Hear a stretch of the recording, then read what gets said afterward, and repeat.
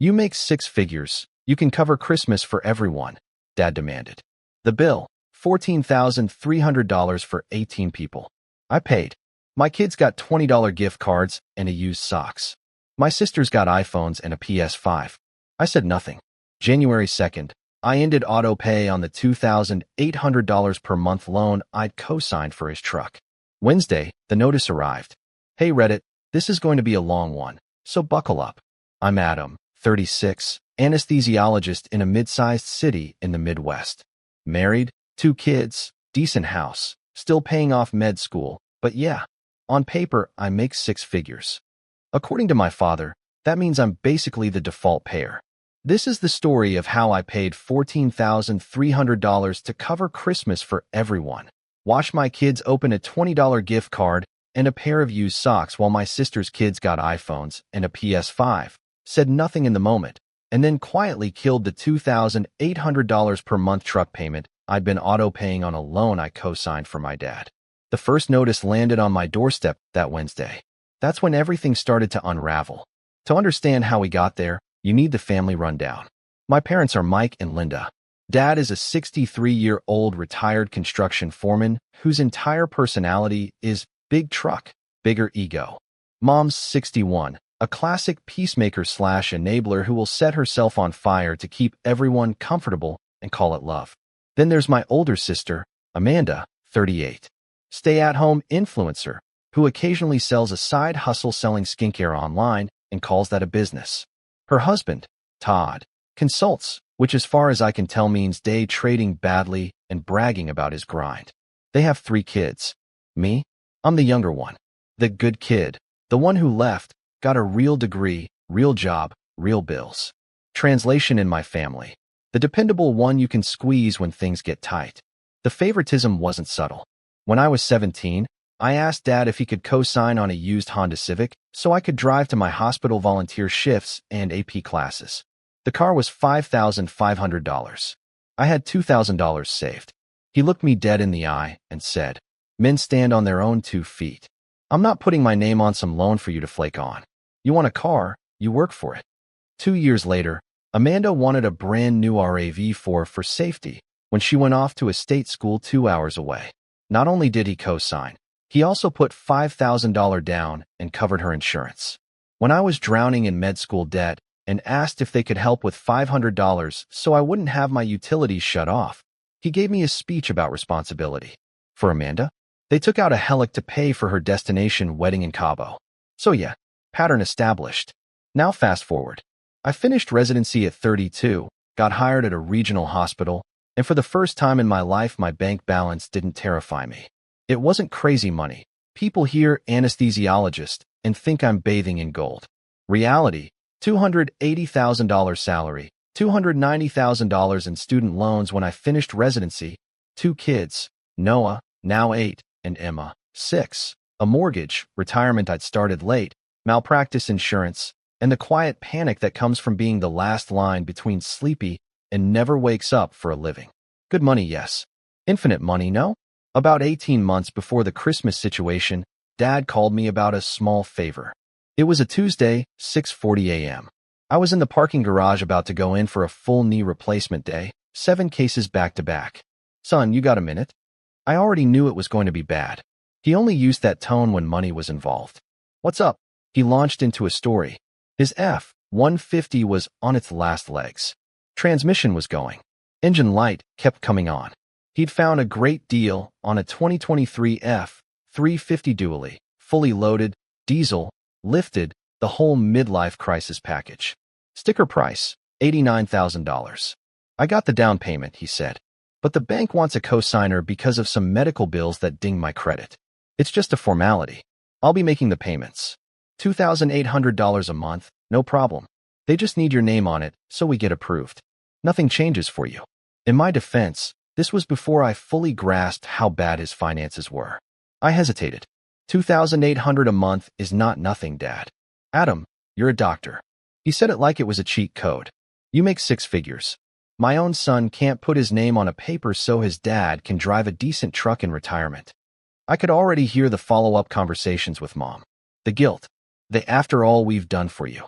"Fine," I said, Because I was stupid and tired. Email me the loan documents. I need to read them first. He showed up that night with a folder instead. Classic. The truck loan was through a credit union. $2,812.37 a month, 60 months. The loan was in both our names. The truck title, however, was in his name only. Red flag. Dad, why am I on the loan but not on the title? It's just how they set it up. He waved a hand. Don't worry, I'm not dying and leaving you stuck with it. I'll carry the note. You'll never see a bill. They just needed your credit score to push it through. Mom chimed in from the kitchen. Your father deserves something nice, honey. He worked hard his whole life. Like I hadn't. I read the fine print twice. I knew exactly what I was signing. If he stopped paying, they'd come after both of us. My credit, my liability. But I also knew if I refused, this would be the new family myth. Adam refused to help his father in his old age. I signed. 2 weeks later, Dad texted me a photo of the truck in the driveway. Lift kit, chrome, the whole monstrosity. Then, a month later, the first payment hit. From my account. I was scrolling my banking app in the call room between cases, saw a $2,812.37 ACH to Midwest Community Credit Union, and my stomach dropped. I called him immediately. Hey, looks like the truck payment came out of my account. Yeah, that's just for the first few months, he said, completely casual. The lady at the credit union set up the auto pay with your account because you were there. I'll get it switched. Don't worry about it. Dad, we never agreed I'd make the payments. We agreed you'd help me get the truck, he snapped. I'm retired, Adam. It's not like I've got accountants and assistants. I'll go in next week and fix it. I'm good for it. He didn't. Month 2. Payment. Month 3. Payment. I called again. Same story. They messed it up. I'll go in. Stop stressing. You make more in a week than that payment. He wasn't wrong about the math. But it wasn't the math that bothered me. It was the entitlement. I told myself it was temporary, that I could absorb it for a bit to avoid drama. Meanwhile, we delayed some home repairs, pushed back a vacation, and I made a slightly smaller extra payment on my loans. That, for a bit, turned into 18 months. 18 payments. $50,622.66. I know the exact number because I eventually made a spreadsheet. I'm getting ahead of myself. Now, the worst Christmas of my life. It was mid-November when Dad called with his big idea. I was on my lunch break, eating a sad sandwich in the physician lounge, scrolling through pre-op labs. Adam, we got to talk about Christmas. Okay, we're doing it big this year. Whole family. Your grandma, your cousins from Tennessee, everybody. 18 people. House is going to be full. That sounds nice. It will be. Your mother wants it perfect. Here's the thing, though. Here's the thing. Worst 4 words in my family. With inflation and all, it's just not realistic for us this year. I'm on a fixed income. Your mom's Social Security. But you? You make 6 figures. You can cover Christmas for everyone. He said it like he was asking me to pick up an extra bag of ice. Cover? What exactly? Gifts. Food. Maybe help with travel for Aunt Jill and her crew. You know, just put it on your card and we'll call it your contribution. Dad, we have our own budget. Our own kids. I can't just. You can't. His voice sharpened. You're an anesthesiologist. Don't act broke. It's your turn to step up for the family. Amanda and Todd don't have your kind of money. I could practically hear the script he'd already rehearsed with Mom. You're asking me to pay for Christmas for 18 people, but Amanda gets to play house on Facebook and Todd gets to day trade. Watch it, he snapped. You think you're better than them now? You're not the only one who works hard. And your kids have plenty. They won't even notice. Family takes care of family, Adam. That line again. Family takes care of family. As long as the flow is one direction. I should have said no right there. I didn't. Because I could already see how it would go. Mom crying. Amanda texting me about how I'm ruining Christmas. Dad telling everyone I refused to help despite being rich. So I said, very slowly, if I'm paying, then I set a budget. And it needs to be reasonable.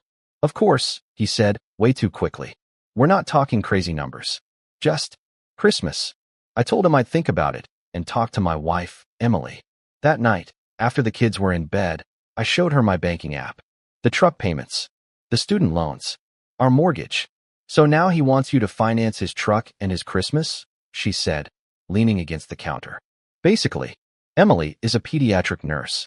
She's seen the worst of human nature and somehow still believes in people. But she does not sugarcoat. Adam, you keep setting yourself on fire to keep them warm, and then you act surprised when you're burned. I know. No, I don't think you do, she said. Because if you did, you'd have told him number 18 months ago. We stood there in silence for a minute. I could afford it. That was the annoying part. I could, technically, cover Christmas and still pay our bills. But it would mean no extra on my loans, no vacation, tightening our belt while Amanda and Todd coasted. Again, what if, I said slowly, we do it once.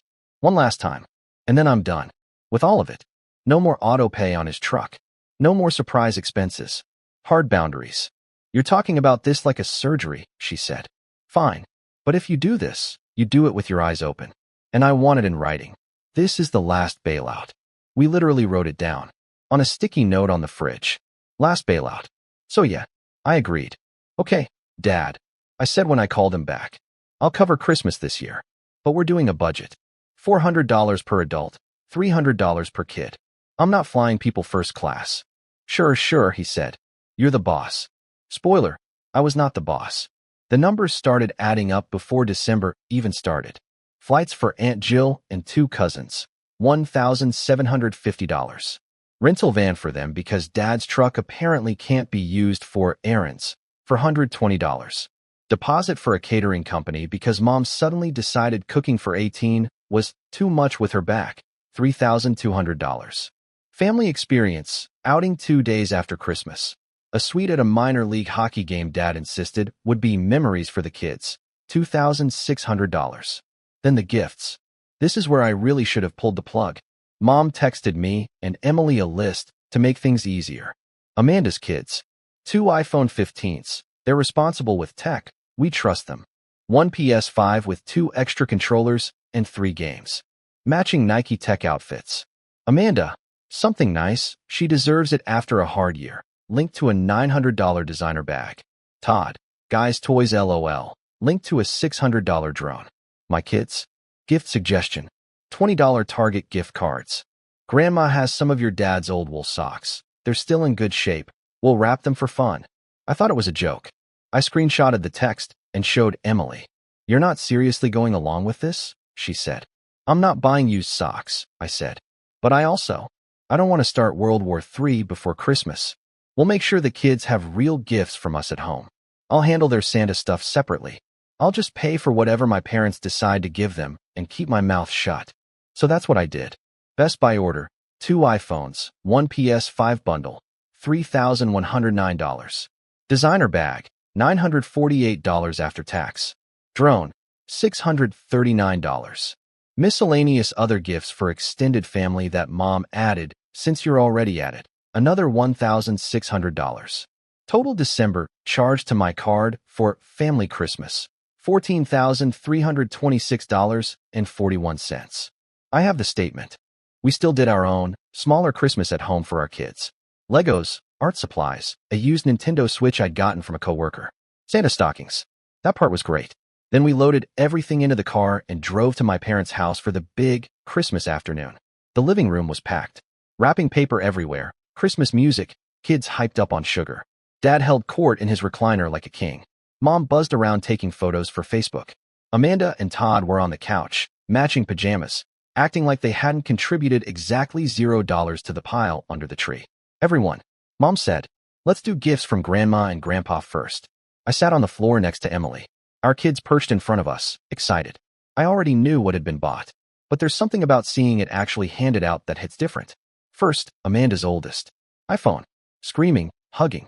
Oh my God, you guys are the best. Second kid. iPhone. Repeat screaming. Third kid. PS5. Todd high-five Dad. This is sick, man. Designer bag. Amanda burst into fake tears. Mom, Dad, you shouldn't have. Drone for Todd. Immediate talk about taking it up to the lake house they rent once a year. Meanwhile, my son Noah opened a card. $20, he said, trying to sound excited. Noah is kind. Too kind. Then the socks. 2 pairs of thick wool socks, clearly used. One still had that worn patch on the heel. Grandpa used to wear those hunting, Dad said. That's history right there. My 6-year-old daughter Emma held them up. Why do they smell like the garage? She whispered. I laughed once. It came out wrong. Emily put a hand on my knee. Hard. Dad glanced at me. What? They're practical. And your kids have plenty of toys. We don't want them spoiled, right? But Amanda's kids with brand new iPhones and a PS5 weren't spoiled. Here's the thing, my kids weren't sad. They were a little confused, but they were okay. They had their own gifts from us. They were happy to see their cousins. This was my humiliation, not theirs. I sat there with this weird, buzzing quiet rage in my chest, while everyone else carried on like this was normal. Mom came over, lowered her voice. Adam, don't make a face. This is about the kids enjoying themselves. The kids? I said. Which ones? She flinched. Don't start. So I didn't. I smiled. I took photos. I watched my father brag about providing Christmas for the whole family, like he personally dropped 14 grand. At one point, I went outside under the pretense of taking a call and just sat in my car staring at the steering wheel. My January 2nd payment schedule was open in my brain like a spreadsheet. Mortgage draft on the 1st, student loans on the 3rd, utilities, groceries, and the truck payment auto draft on the 5th. $2,812.37. Again, it hit me like someone jolted the ear table. I had been quietly bleeding thousands every month to keep my dad in a truck he couldn't afford, on top of paying for Christmas entirely, while he gave my kids garage socks and talked about men stand on their own 2 feet. I sat there in that car, and something finally snapped. Not loud, not dramatic. Just done. No yelling. No big speech. I just thought, this is the last time.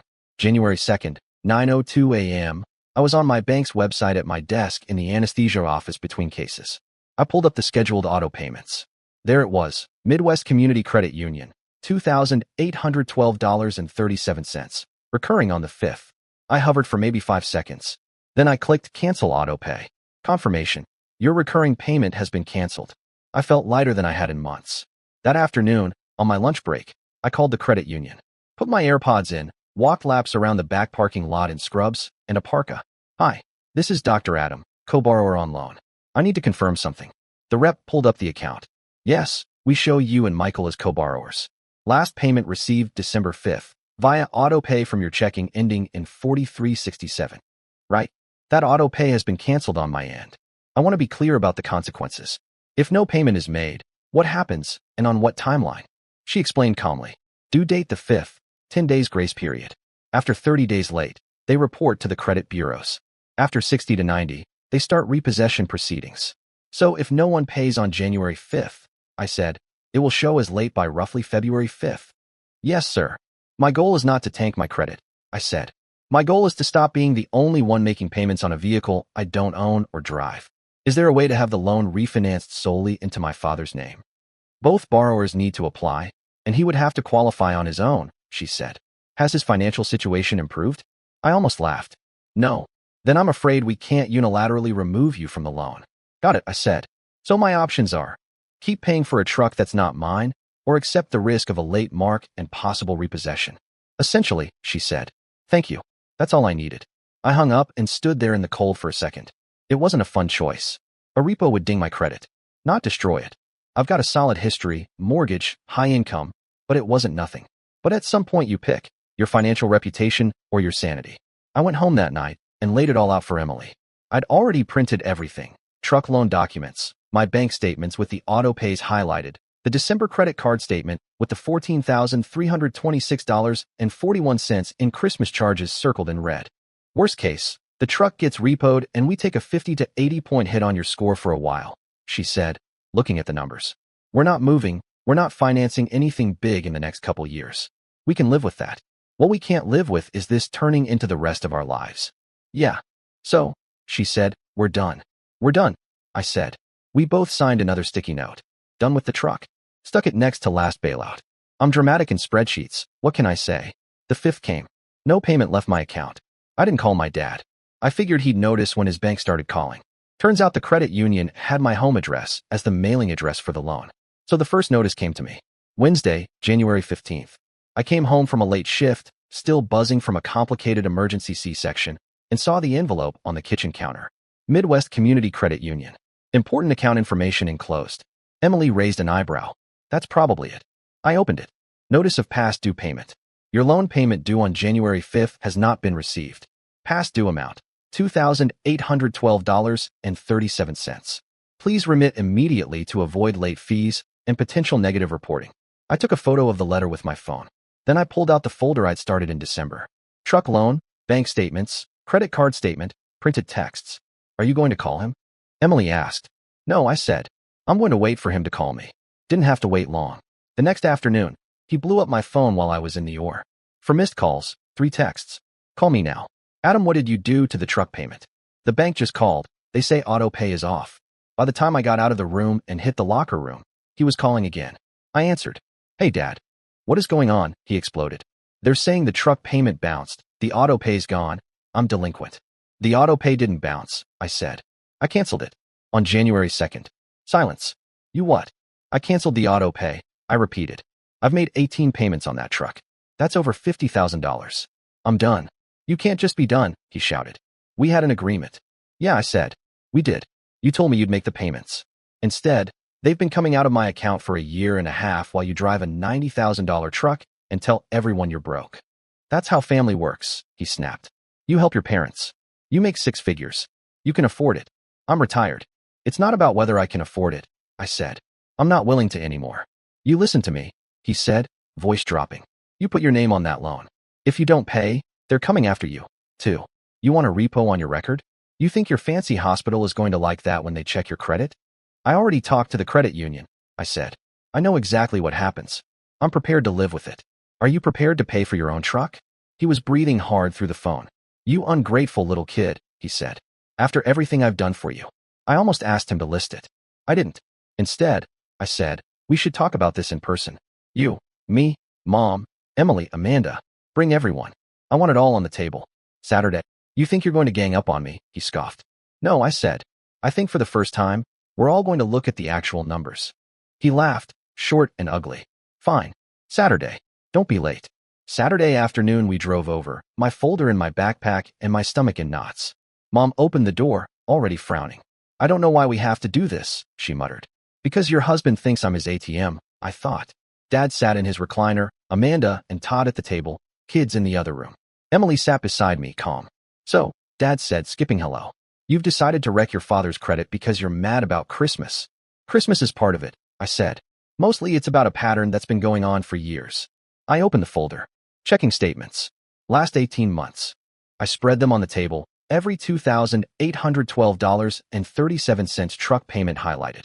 Total, $50,622.66. All from my account. Seriously? Amanda asked. I set down the loan. Here's the contract. Your name and mine. Title and insurance in your name. I don't even have a key, but I've been paying. You make more money. Dad shrugged. It evens out. Emily snorted. Evens out how? Your grandkids got used socks while he covered your luxury truck. I slid out the December card bill. And here's $14,326 for family Christmas, travel, catering, hockey suite, 2 iPhones, a PS5, a designer bag, a drone. All on my card. Dad said. We told you Adam helped. What's the difference? The difference is you treat my income like it's yours and call me selfish when I say no. You're a doctor, he snapped. Family depends on you. That's how it works. That's how it worked, I said. Not anymore. I'm not leaving you stuck with this truck, I added. But I'm done paying. Sell it, refinance it, cover it yourself, or let it get repoed. Your decision. I'm out. You can't just be done. I can't, I said. Mom tried. We're family. You can't expect him to give up the one nice thing he has. I'm not, I said. I'm just refusing to fund it. Christmas too. Dad sneered. Christmas is already paid for, I said. There just won't be a repeat. Next year we're home. You're welcome to join us, or not. This isn't about a truck payment, I finished. It's the bill for every time I've been treated like an open wallet and a second-class son. I'm not arguing anymore. I'm changing how I participate. I closed the folder. From now on I'm not co-signing, not auto-paying, not funding holidays. You'll still be invited to see the kids. But the bank of Adam is closed. We left. No slammed doors. Just a clean cut. Fallout came fast. In the family chat, Dad called me a traitor. I didn't argue. I just dropped screenshots of the truck payments and Christmas bill. A couple of aunts messaged they had no idea and told me to focus on my own family. By March the F-350 was gone. A cousin sent a photo of Dad climbing out of an old Silverado. He'll say he downsized by choice, Emily said. Good, I said. He finally made a choice. My credit took one small ding, but suddenly an extra $2,800 stayed in our account every month. We bumped the kids' college funds, hit my loans harder. Emily finally upgraded her phone. The house felt lighter. Fast forward a year. This Christmas it was just us and Emily's parents. pancakes, pajamas, a few thoughtful gifts, no flights, no catering. The big present was a 3-day trip to a science museum and indoor water park. Around noon, an email came from the credit union. Loan paid in full, confirmation. The truck loan was officially closed. Later, we built a crooked snowman in the yard. No tension humming underneath. Just Noah fighting with the carrot nose and Emma insisting he needed a pink scarf. Standing there in the cold, listening to my kids laugh, I realized how long I'd confused peace with keeping the peace. Keeping the peace meant paying any price to avoid a blow-up. Real peace meant letting people have their tantrums while I protected my own family. I don't regret the money. It bought me clarity. I just know I'm never paying that tuition again. This story teaches us, set firm boundaries with family. Don't confuse keeping the peace with real peace. Financial success doesn't obligate you to fund others' irresponsibility. Protect your own family first. Enabling dysfunction helps no one long-term.